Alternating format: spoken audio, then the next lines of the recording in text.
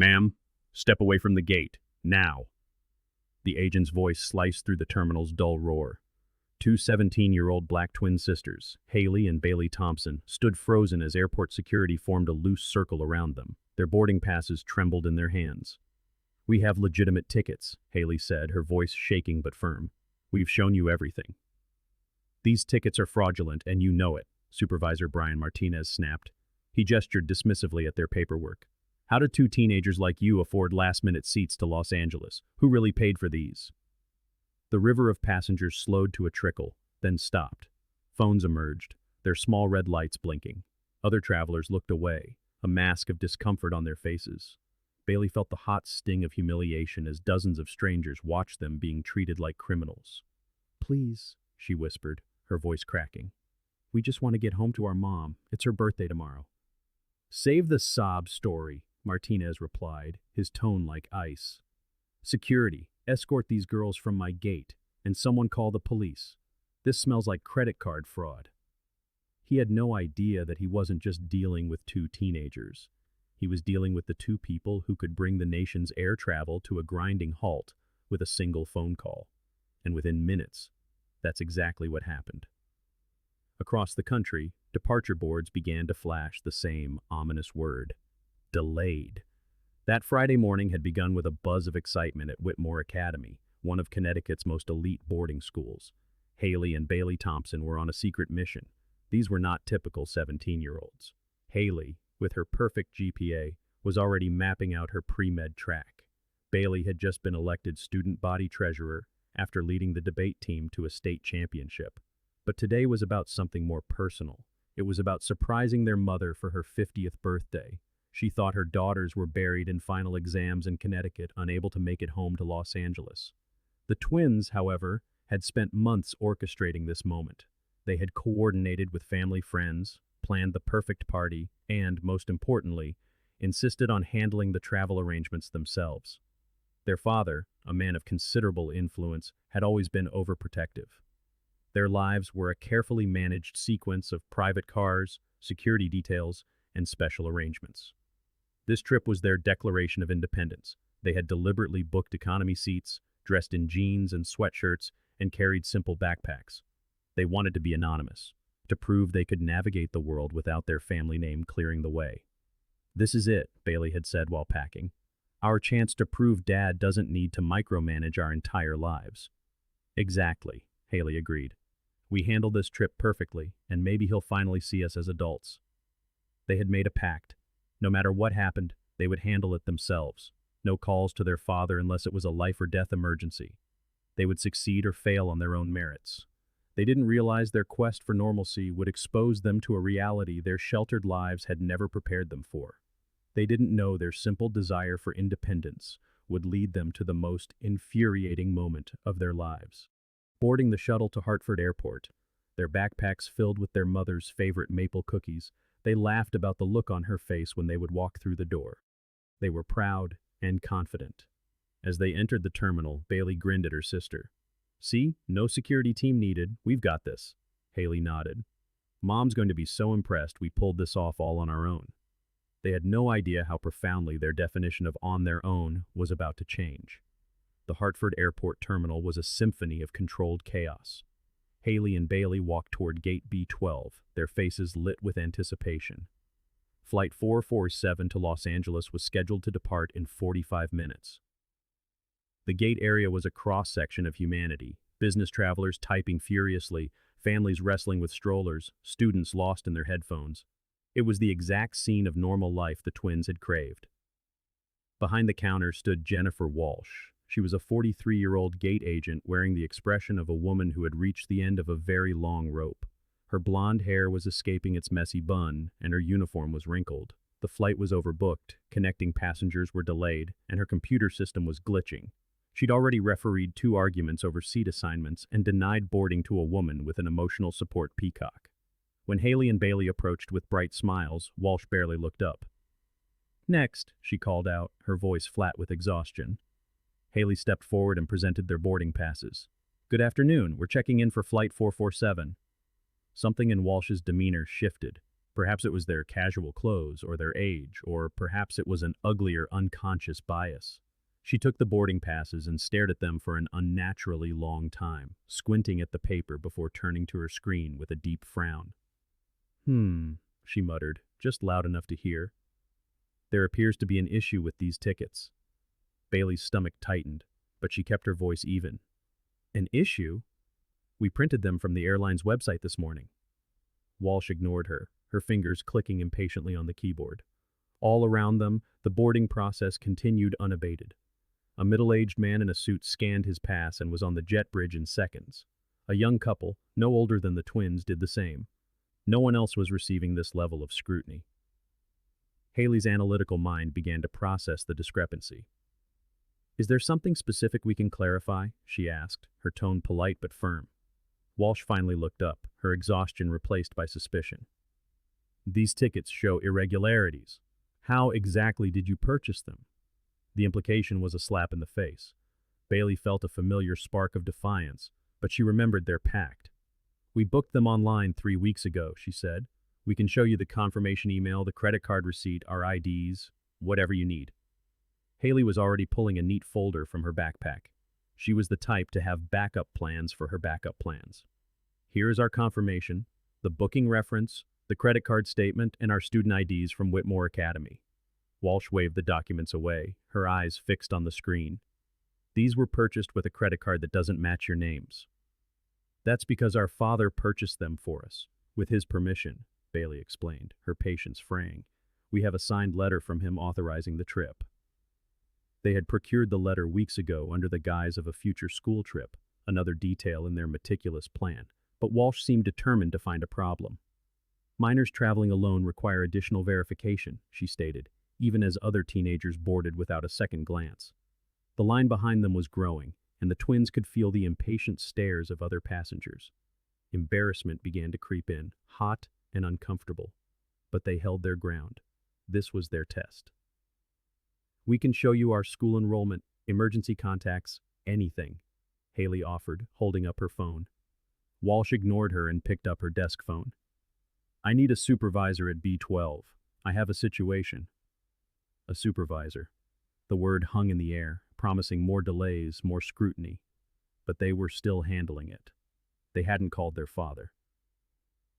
We understand you have protocols, Bailey said, channeling her debate team poise. We're happy to cooperate. Inside, however, a helpless frustration was beginning to bloom. They were accustomed to respect, to being seen as capable and trustworthy. This arbitrary suspicion was a foreign and bitter taste. Walsh hung up. Her expression was now openly hostile. My supervisor is on his way. You'll need to step aside. She pointed to a desolate corner by the windows, a quarantine zone for problem passengers. As they moved, the weight of 100 pairs of eyes followed them. They sat in the hard plastic chairs, the silence between them thick with unspoken anxiety. We promised we could handle anything, Bailey whispered fiercely. We're not calling him over this, Haley whispered back, though a sliver of doubt had begun to pierce her confidence. We just need to stay professional. She was beginning to understand what her father had tried in his own way to protect them from. The world wasn't always fair. Sometimes being right wasn't enough. Still, they would see this through. They had no idea the situation was about to escalate beyond their control. When Brian Martinez arrived, the atmosphere curdled. He was a short man in his 50s with a permanent scowl etched onto his face. He wore his supervisor badge like a shield and had a reputation for backing his staff, right or wrong. What's the situation, Jennifer? He asked, his gaze already fixed on the twins as if they were guilty. Walsh relayed her version of events, a skewed narrative of red flags and suspicious circumstances. They're minors, the credit card doesn't match, and they can't adequately explain how they got the tickets. It was a gross misrepresentation, but Martinez nodded along, his expression hardening. He turned to the girls. Ladies, I need to see all your documentation, and this time, I want the truth about how you got these tickets. The accusation was no longer implied, it was explicit. He was calling them liars, criminals. Bailey's debate training took over, a shield of calm logic against the rising tide of anger. Sir, we've already provided everything to Ms. Walsh. Our tickets were purchased legally by our father. We have all the proof. But Martinez wasn't interested in proof. He had already written his own story. Consent forms can be forged, statements can be faked. I've seen every trick in the book, and something about your story," he leaned in slightly, "doesn't add up." Haley's mind raced. "What specifically doesn't add up, sir? We can clarify anything." "What doesn't add up," Martinez said, his voice rising, drawing more attention, "is how two teenagers like you booked last-minute tickets to Los Angeles. These flights aren't cheap. Your demographic doesn't typically have that kind of travel budget." The words hung in the air, thick and poisonous. Your demographic. He had dismissed their achievements, their family, their very identities, reducing them to a crude stereotype based on the color of their skin. The issue was no longer about a ticket. It was about who they were, and in his eyes, they were trespassers. The crowd was silent now, watching a confrontation that had spiraled from a simple inconvenience into an ugly spectacle of prejudice.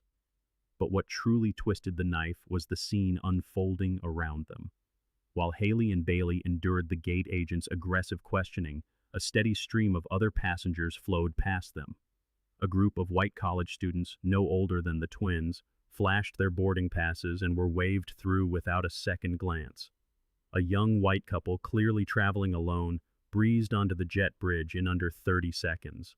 The contrast was so stark, so blatant, that the metallic tang of injustice filled the air.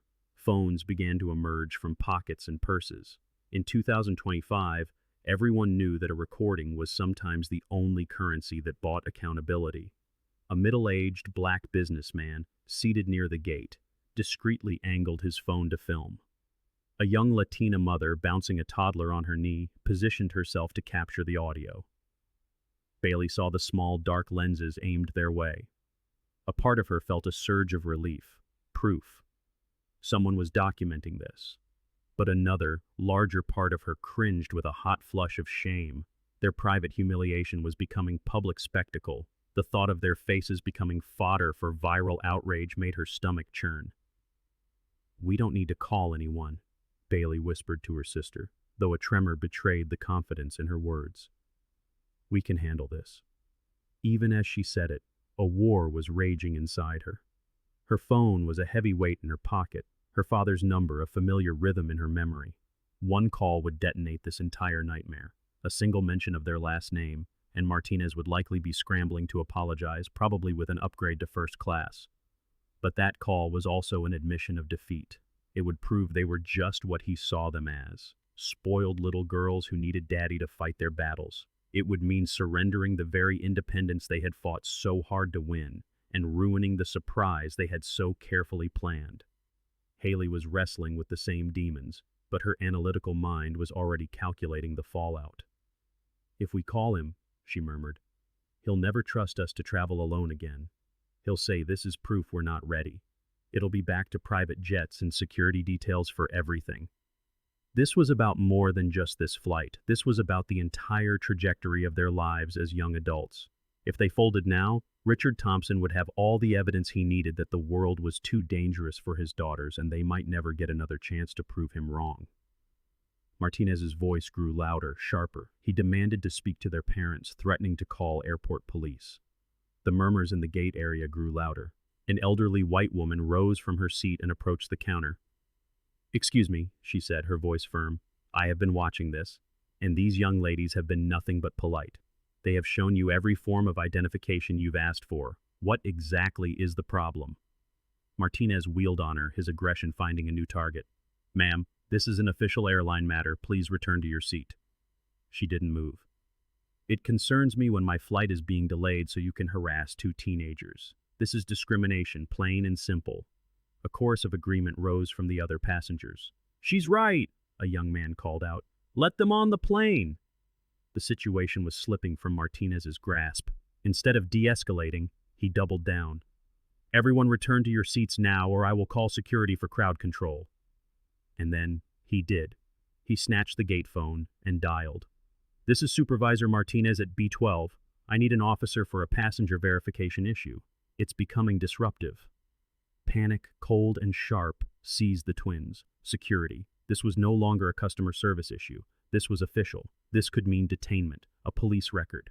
Bailey's hand shot to her pocket. Every instinct screamed at her to make the call, to end this before it spiraled any further, but Haley's hand clamped down on her wrist. "We promised," Haley whispered, her voice tight with desperation. "No matter what, we wouldn't run to Daddy." "Haley, they're calling security," Bailey hissed back. "This could go on our record. This could affect everything, college, scholarships, our whole lives. And if we call him, we lose our whole lives anyway. We'll be back in that gilded cage forever." The internal struggle was plain on their faces, a desperate, silent debate visible to the entire gate. When Airport Security Officer David Kim arrived, the tension was thick enough to taste. A Korean-American man in his 30s, Kim was a trained de-escalator who immediately sensed he was walking into a situation that had gone wildly off the rails.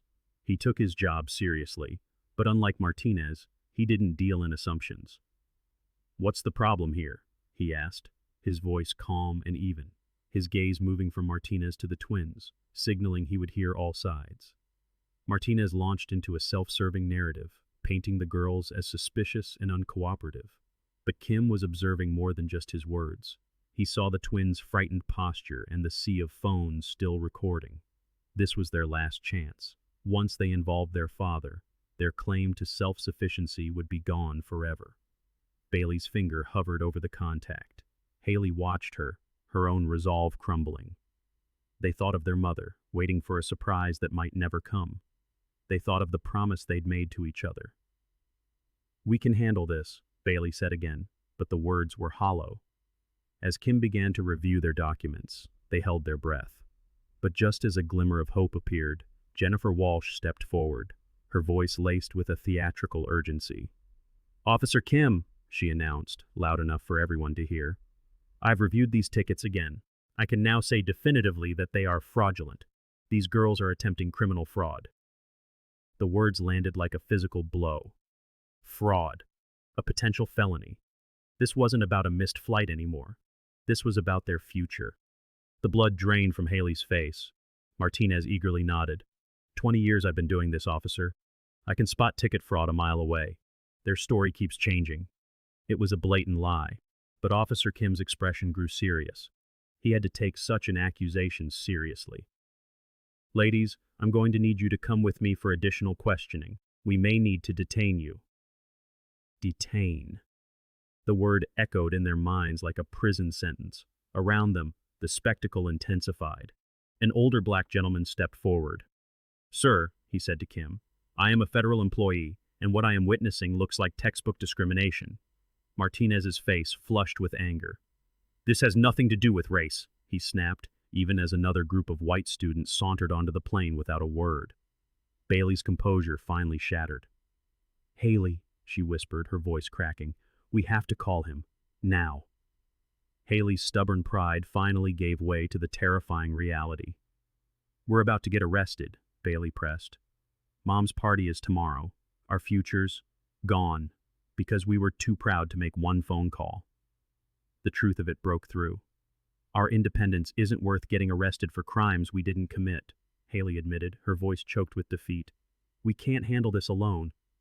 "Thank God," Bailey breathed. With shaking hands, Haley found the contact. "Dad, Richard Thompson." For so long, it had been a symbol of their gilded cage. Now, it was their only lifeline. The phone rang twice before his voice, calm and instantly concerned, came through. "Haley, what's wrong?" The sound of his voice, so steady and protective, broke the dam of their composure. "Dad," Haley began, tears welling in her eyes.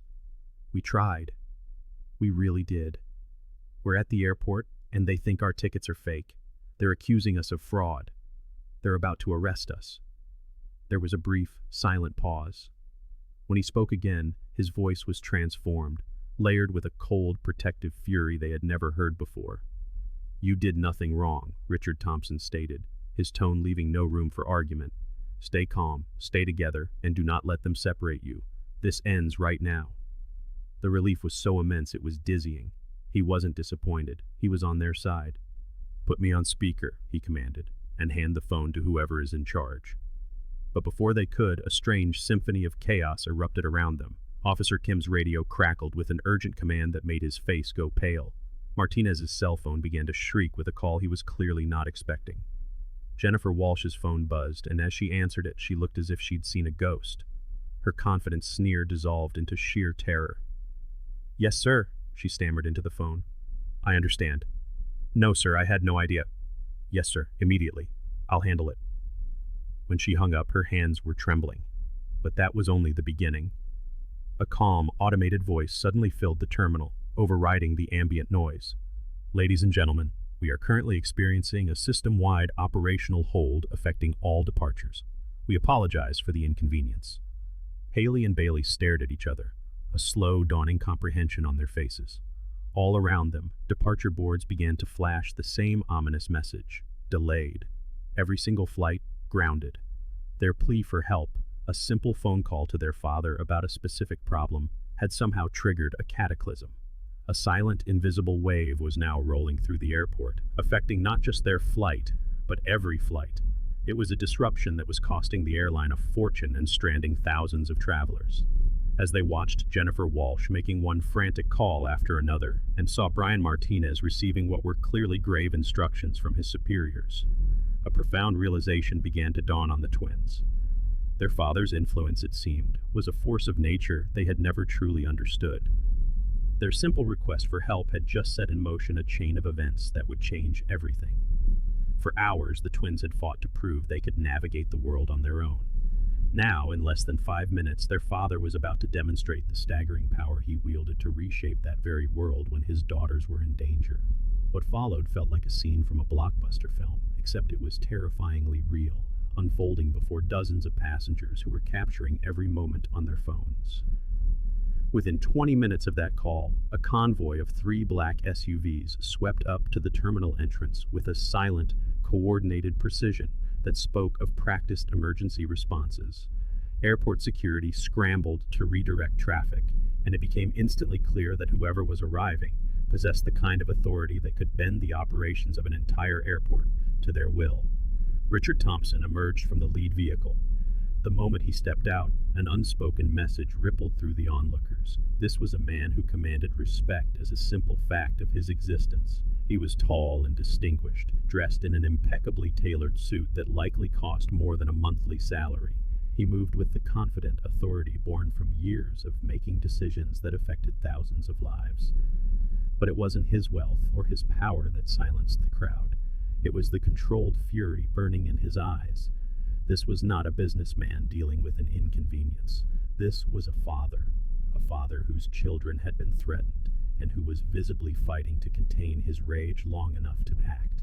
Airport executives, who had been nowhere to be found when 2 teenagers were being accused of fraud, were now sprinting through the terminal to meet him, their panicked expressions broadcasting the truth. Richard Thompson had the power to end careers with a single word. Haley and Bailey watched him approach, a whirlwind of emotions threatening to overwhelm them.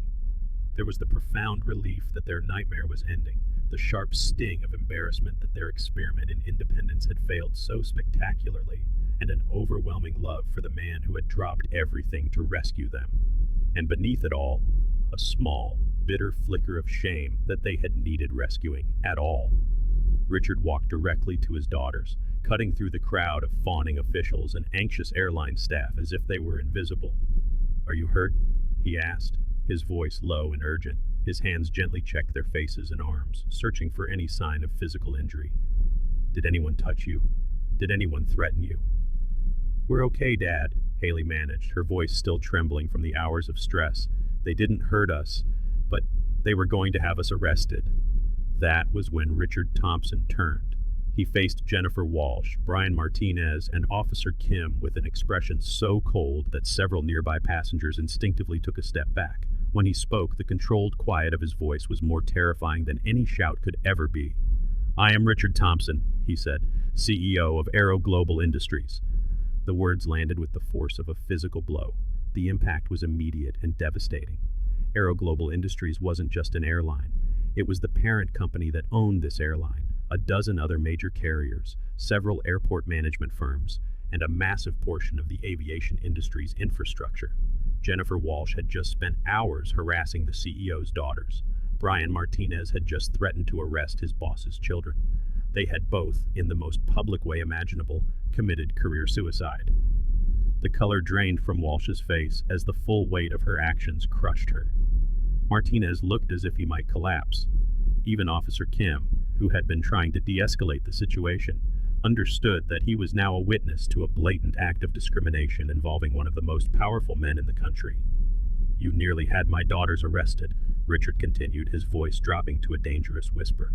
"For flying on tickets that I personally purchased and authorized. You accused 2 honor students of fraud because you simply could not believe that black teenagers might have parents successful enough to afford first-class tickets." He had said it. The ugly racist assumption was now laid bare, spoken aloud by someone with the absolute power to do something about it.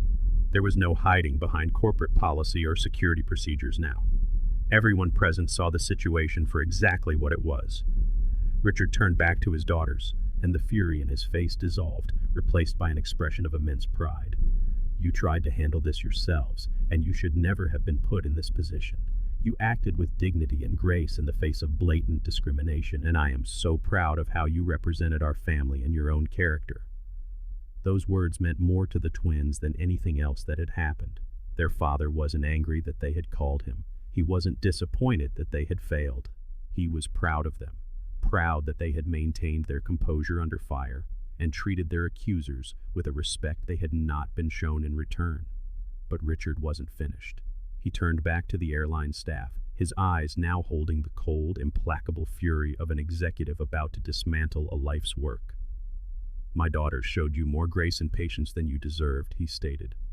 "They provided every document you requested, answered every insulting question, and maintained their composure while you subjected them to public humiliation."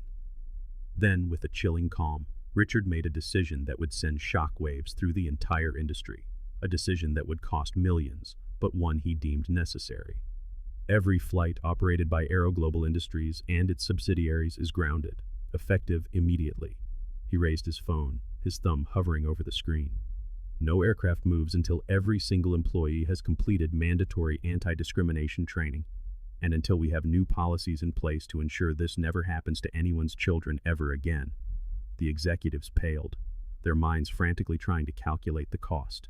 Thousands of flights, millions of passengers, billions of dollars in lost revenue. But Richard Thompson had the authority, and he was willing to pay any price to ensure no other family endured what his had. "Your independence is important," he said, his voice soft again as he looked at Haley and Bailey. "But your safety and your dignity matter more. You should never have to choose between them."